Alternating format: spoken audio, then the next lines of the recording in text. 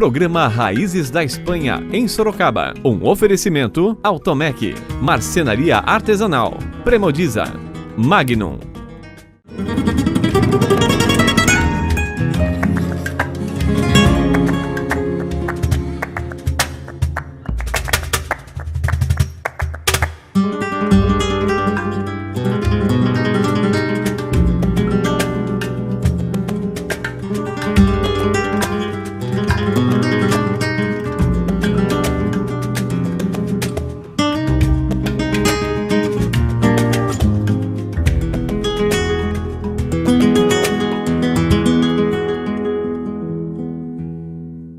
Olá, no Raízes da Espanha Sorocaba dessa semana você vai conhecer um legado de um italiano para a cultura espanhola.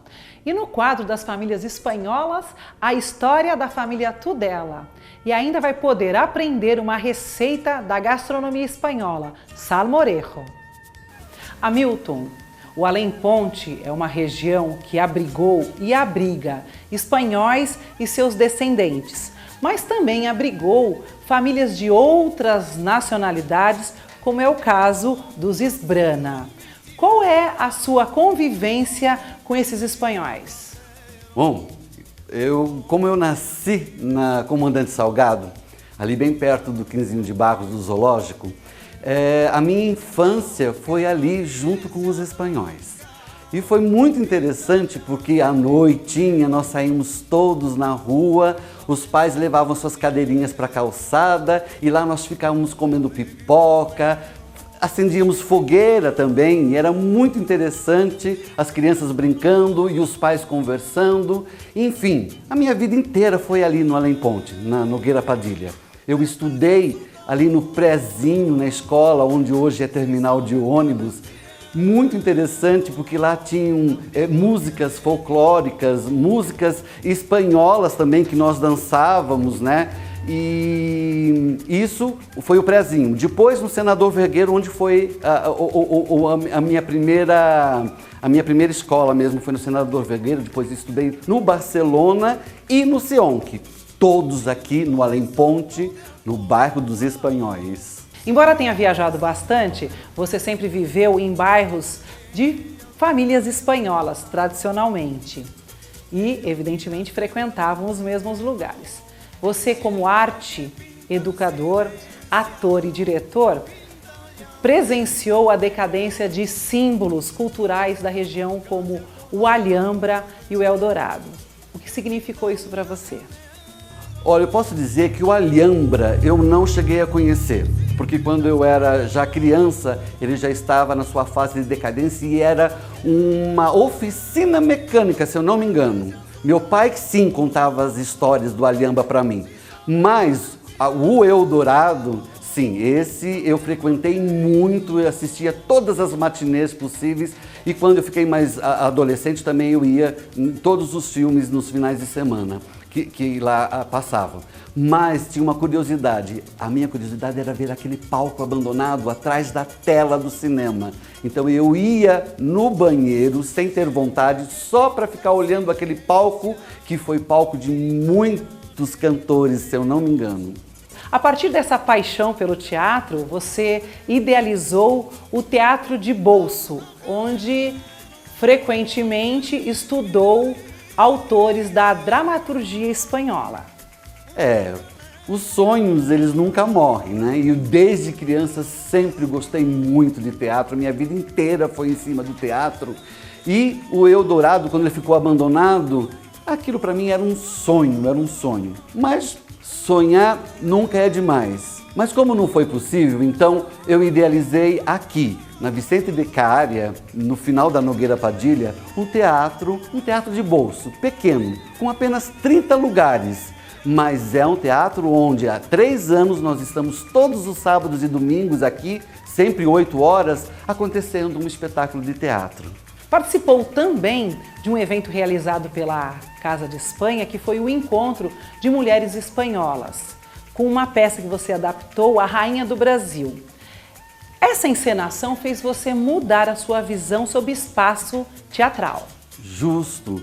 Foi a partir desse evento com o espetáculo A Rainha do Brasil que eu verifiquei que nós poderíamos fazer um espetáculo que não precisaria ficar só no espaço onde o teatro é o italiano, onde as pessoas ficam lá na frente e os atores aqui no palco. Eu verifiquei que nós poderíamos fazer um espetáculo onde todo mundo pudesse ficar em volta, pudesse ser na rua, na praça, em qualquer galpão, em qualquer lugar. Foi a partir desse trabalho que eu modifiquei o modo de pensar os espaços teatrais. Qual é o legado de Hamilton Sbrana para a cultura espanhola? Bom, você sabe que aqui nesses anos de grupo e de escola de teatro, nós sempre estudamos muitos dramaturgos espanhóis, que são muito importantes para a dramaturgia mundial. A começar por Cervantes, Dom Quixote, mas nós temos o Lorca com Ilherma, Bodas de Sangue, A Casa de Bernarda Alba. Nós temos também o Caldeirão de la Barca com A Vida é Sonho, é belíssimo esse trabalho. E também nós temos o Arrabal, Fernando Arrabal, com o arquiteto e o imperador da Síria e o cemitério dos automóveis. Então são todos textos e dramaturgos espanhóis que são muito importantes e nós estudamos muito eles aqui. E agora nós estamos já planejando para este ano que entra agora, montarmos a Casa de Bernarda Alba de Lorca, né? E esse vai ser o nosso presente aqui para a comunidade.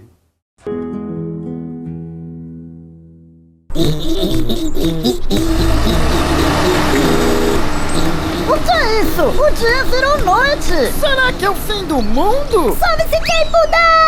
Ai, ai, ai! De novo isso, suas bobas! É a Premodiza que chegou! É hora de diversão! A Premodiza transforma rapidamente seu sonho em realidade. Premodiza, grande nos detalhes. A marcenaria artesanal está no mercado desde 1991, fabricando móveis de alta qualidade a preços competitivos com o mercado moveleiro atual, levando confiança e respeito aos clientes. A marcenaria artesanal está situada na rodovia Raimundo Antunes Soares, número 2270. Para mais informações, visite nosso site www.marcenariaartesanal.com.br.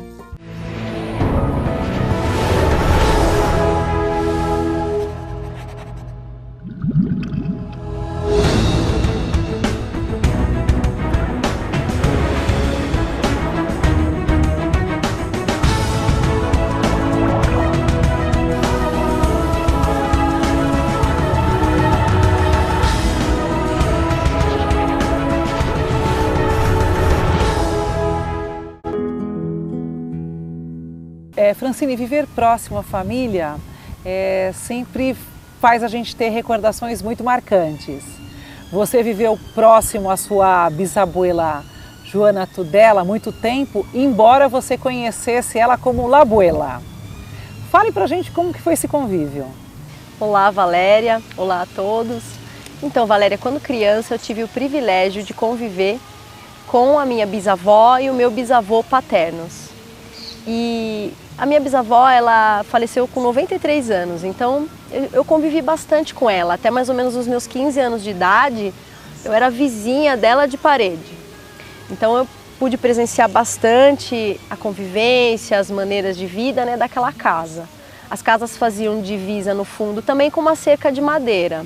E tinha o portão, que sempre ficava trancado, mas a gente dava um jeito e pulava o portão lá para fazer uma visita para a avó, para dar uma espiadinha lá nas coisas da casa dela. Você conhecia a história da sua bisavó, pelo que ela contava, mas teve a oportunidade de descobrir que algumas coisas eram bem diferentes do que eles sabiam. É verdade, ela me contou algumas coisas e a minha avó, que é filha dela, também me contou outras coisas. Mas certa vez eu tive a oportunidade de fazer um curso lá no Museu da Imigração em São Paulo. E uma vez lá eu fui pesquisar um pouco sobre a história dos meus antepassados. E acabei achando, então depois de alguma pesquisa, os registros da chegada do meu tataravô, pai e mãe dessa minha bisavó, aqui no Brasil. E os registros são muito ricos, né? Eles contam a cidade onde o meu tataravô nasceu, a cidade de procedência deles, a idade exata da chegada de cada filho, né? Então se falava que a minha bisa tinha chegado com 4, 5 anos e lá no registro está que ela chegou com 7 anos de idade, né? Todas as suas irmãs com a ordem do nascimento, e eram muitas, viu, Valéria? Eram 7 mulheres e depois mais uma acabou nascendo aqui no Brasil. A minha avó também contava que eles eram da região de Múrcia, na Espanha, mas Múrcia é uma província, como se fosse um estado aqui no Brasil. E lá no registro, então, eu encontrei que o meu tataravô nasceu num vilarejo, que até hoje é muito pequenininho, chamado Totana, e que eles tinham, então, depois que ele formou uma família, eles moravam numa cidade litorânea chamada Mazarrón. E foi de lá, então, que eles embarcaram com todas as filhas, né, rumo ao desconhecido, se lançaram aí no oceano em busca de uma vida melhor. Tem até uma curiosidade, no registro também fala que toda essa família veio com 3 volumes de bagagem. Então é muito pouca coisa, se você pensar hoje, as coisas que a gente tem sempre que levar para todo lugar, tudo, é até como se fosse uma lição de bravura, de coragem. Então eles vieram para o Brasil, desembarcaram em Santos e foram direto lá para a hospedaria do imigrante, que hoje é o Museu da Imigração. Lá também está registrado que eles foram trabalhar nas fazendas de Miguel Pereira Coutinho. E pesquisando eu descobri que era um fazendeiro que até foi prefeito depois de Avaré. Eles trabalharam lá durante alguns anos, as condições de trabalho e de vida não eram muito legais, mas mesmo assim, os filhos e os pais trabalhando como agricultores, né, porque eles eram analfabetos, agricultores, eram sem nada, conseguiram então juntar algum dinheirinho vivendo lá. E aí, como eles vêm parar em Sorocaba? Então, as condições pelas quais eles se mudaram para Sorocaba a gente não conhece muito bem, mas o fato é que eles lá conseguiram juntar um dinheiro para a compra de um sítio, um pequeno sítio na região onde hoje fica a Rua Atanásio Soares. Se mudaram então com todas as filhas, nessa altura as filhas já eram adolescentes e continuaram trabalhando como agricultores lá. Eu penso que porque Sorocaba tinha mais ou menos então 1930, né? Esse momento, eles chegaram em 1909, esse momento de ascensão por conta do crescimento da estação sorocabana de estradas de ferro. E aí a cidade atraía. E também outro ponto é que a comunidade espanhola que era muito forte, então talvez eles se sentiram abrigados, né, aqui na cidade e se mudaram para cá. A abuela Juana, a sua bisavó, ela acaba se casando não com descendentes de espanhóis e sim com um filho de italianos. E ela passa a conviver com essa nova cultura e forma uma família. Como foi o desenrolar dessa união? Então, eu me lembro da minha bisavó como uma figura diferente, porque ela era a espanhola no meio de pessoas com mais descendência italiana.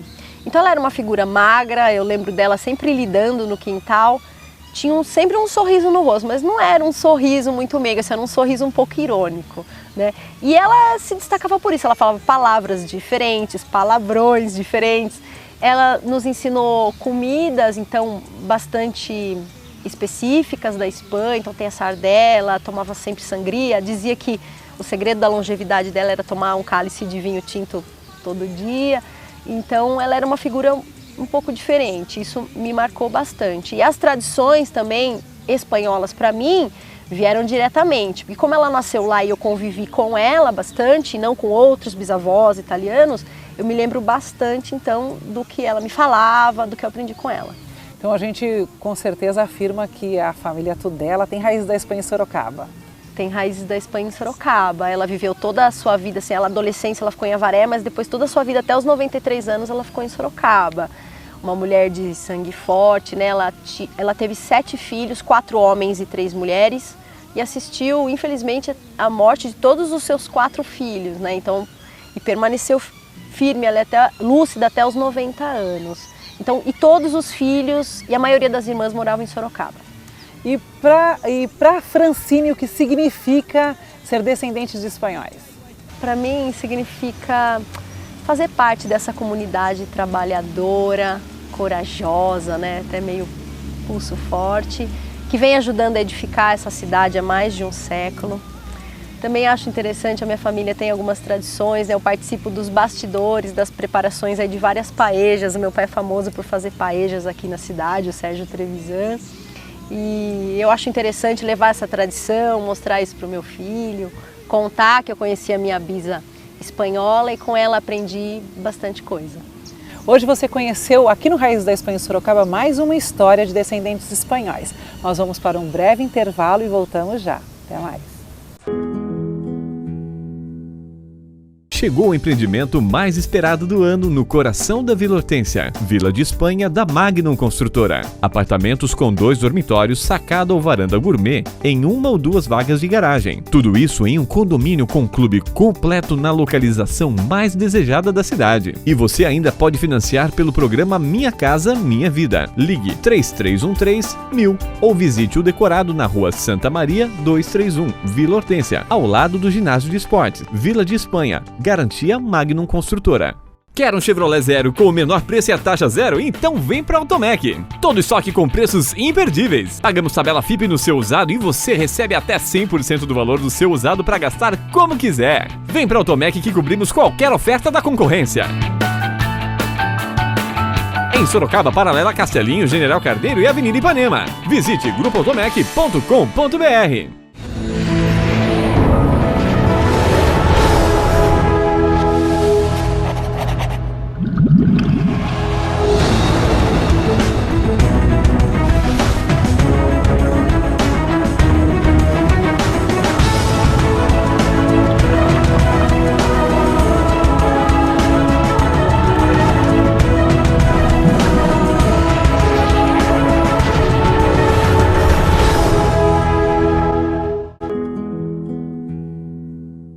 O convidado do quadro de gastronomia do Raiz da Espanha em Sorocaba é um voluntário da Casa de Espanha que sempre participa dos nossos eventos. É um estudante da Faculdade de Sorocaba, Universidade de Sorocaba, Uniso, Pedro Dickelmann. Embora não seja espanhol, é descendente de alemão e suíço, mas sabe fazer umas delícias espanholas aí, as receitas, não é isso? É, a gente aprende bastante coisa na faculdade e a culinária espanhola faz parte disso também. Então você seja sempre bem-vindo. Obrigado. Me fala uma coisa, essa receita aqui é muito tradicional do verão espanhol, é originária de alguma região, e muito simples de ser feita. Sim, ela é muito simples, é uma receita que tem uma tradição muito simples, poucos ingredientes. E ela vem da região da Andaluzia, numa região muito quente, como é a nossa região. Então, para essa época do ano, ela é ótima. Combina, né? Combina. É bem quente. Me fale uma coisa, qual é o nome do prato? Salmorejo. Salmorejo. E como é o modo de se fazer aí o salmorejo? Então, o salmorejo a gente vai pegar e a gente vai bater tudo no liquidificador.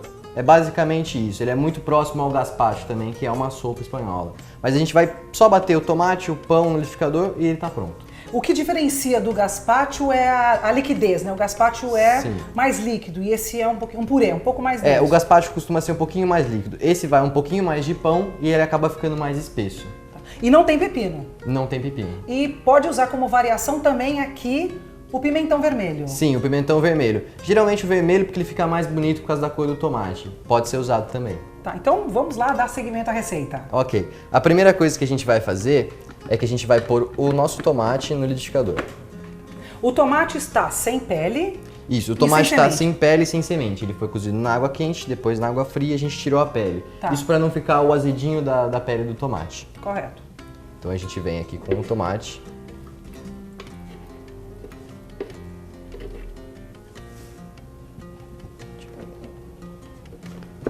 A gente vai colocar um pouquinho de azeite, não coloca tudo ainda. Aqui no nosso azeite. A gente vai colocar os 2 dentes de alho que a gente tem. Essenciais na gastronomia espanhola. Sim, e é aquele toquezinho. Certo. Se você gostar mais de alho, dá pra colocar mais. Tá. Os 2 dentes é o básico. A gente já entra com o nosso limão. Aqui nós temos meio limão, suco de meio limão. Tem algumas pessoas que também usam vinagre aqui, né? Isso. A gente usa o limão porque ele é mais natural. O vinagre tem um gosto muito forte. Tá. Mas um vinagre de maçã, assim, pode ser usado também, sem problemas. Ok. Aí a gente vai bater um pouquinho esse tomate que a gente tem.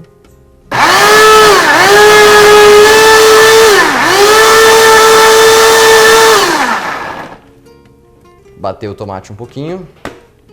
E a simplicidade desse prato é que você tenha uma entrada elaborada e sem precisar usar o fogo. Sim, e é uma sopa muito simples, muito boa pro calor. Certo. Você faz rapidinho. Aí a gente vai aqui com o nosso pão. A gente vai colocar o pão que pode ser um pão de ontem, sem problemas. Tá. A gente vai entrar com ele, ele vai umidificar, então não tem problema. A gente vai entrar com ele para espessar a nossa sopa. Colocou ele aqui um pouquinho.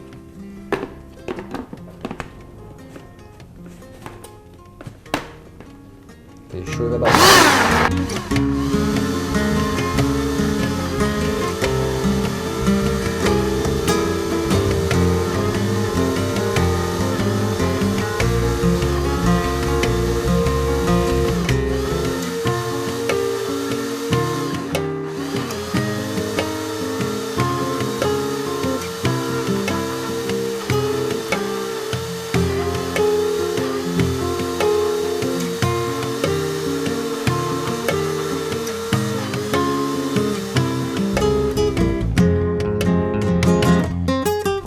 A gente vai abrir agora, a gente bateu um pouquinho.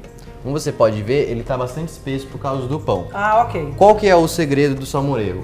A gente pode calcular mais ou menos, pode ajustar se ele vai ficar mais espesso ou se ele vai ficar mais líquido. Se você colocou o pão e ele ainda está muito espesso, você pode vir aqui com um pouquinho mais de azeite.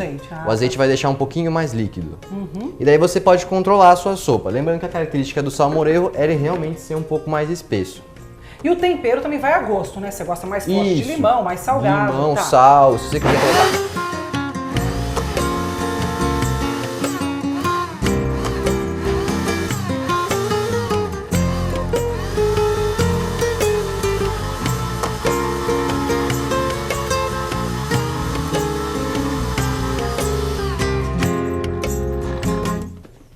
A gente terminou de bater aqui com um pouquinho de azeite. Você pode pegar uma colherzinha para ver mais ou menos como ele tá o ponto dele.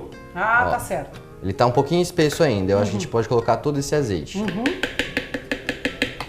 gente vem com essa colher aqui e entra com todo o resto de azeite para conseguir pelo menos uma sopa mais líquida que complete o prato.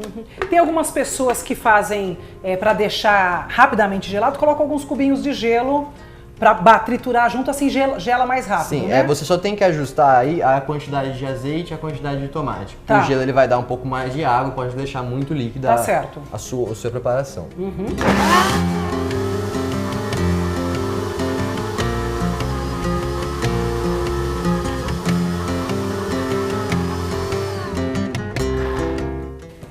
Terminamos de bater mais um pouquinho. Olha, já tá uma sopa um pouquinho mais... Ok, um purê já, né? Purezinho. A gente termina com ele. Lembra que ele é uma sopa gelada, tá? Ele é uma sopa fria, ele não é uma sopa essencialmente gelada. Você não precisa pôr na geladeira para comer. Você pode comer ele na temperatura ambiente, né? Dentro do tempo de calor. Aí a gente vai tirar aqui, pegar a nossa concha.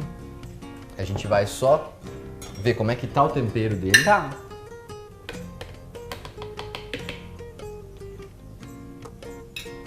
Ele tá muito gostoso. Tá. O tomate com o azeite, ele dá um sabor muito bom. E a gente vai entrar com um pouquinho mais de sal só. É porque os complementos também são salgados, né? Por isso que você tem que tomar um pouquinho de cuidado. E a gente vai entrar aqui com um pouquinho do pimentão. Ah, esse aqui é o doce, né? Esse é o doce, tá, esse não é o picante. Pode usar o colocar picante, o picante também, tá, sem problema. Para quem não conhece o pimentón espanhol, é um tipo de páprica que tem doce, picante e agridoce, muito usado na gastronomia espanhola. E fica aqui a critério do gosto de quem vai comer. Depende do gosto da pessoa, se ela quiser colocar a picante, a agridoce, a doce. Aqui a gente está usando a agridoce. Agora a gente vai pegar o pratinho dele. Tá. Enquanto o Pedro tá aqui preparando o prato para a gente degustar, quero dar um recadinho para você. Se quer aprender como faz essa receita com as quantidades, é só acessar a página do Facebook do Raízes da Espanha em Sorocaba e fazer o teste. Eu aposto que você vai gostar. Pedro, já tá aqui tudo prontinho. Aí falta só colocar agora o toque final. Ah, tá ok. O salmorejo ele é sempre comido com um pouquinho de clara de ovo cozida por cima. Você joga, você pica a clara de ovo bem picadinha e você joga por cima do salmorejo. E o clássico que está em várias receitas espanholas, que é o Ramon. Ah, Ramon ok. Serrano. E a gente vem também com os pedacinhos por cima Ele vai dar um toquezinho de salgado, como o nosso prato tem tomate, ele vai ter o pimentão agridoce, então ele tem um pouquinho desse adocicado. E o Ramon dá essa quebrada no doce. Ok. E ele assim também dá uma sofisticada no prato, Sim, o o Ramon de qualquer forma. Para as pessoas que não conhecem, é o presunto cru, né? Sim, acho que pro espanhol ia ser muito ruim trocar, mas pode ser usado o presunto Parma também, caso não tenha o Ramon. Tá certo. Bom, então nós estamos aqui encerrando o nosso quadro de gastronomia. Quero agradecer ao Pedro a gentileza de participar e também agora dizer que nós vamos experimentar para ver como ficou essa receita. Vamos lá? Vamos lá.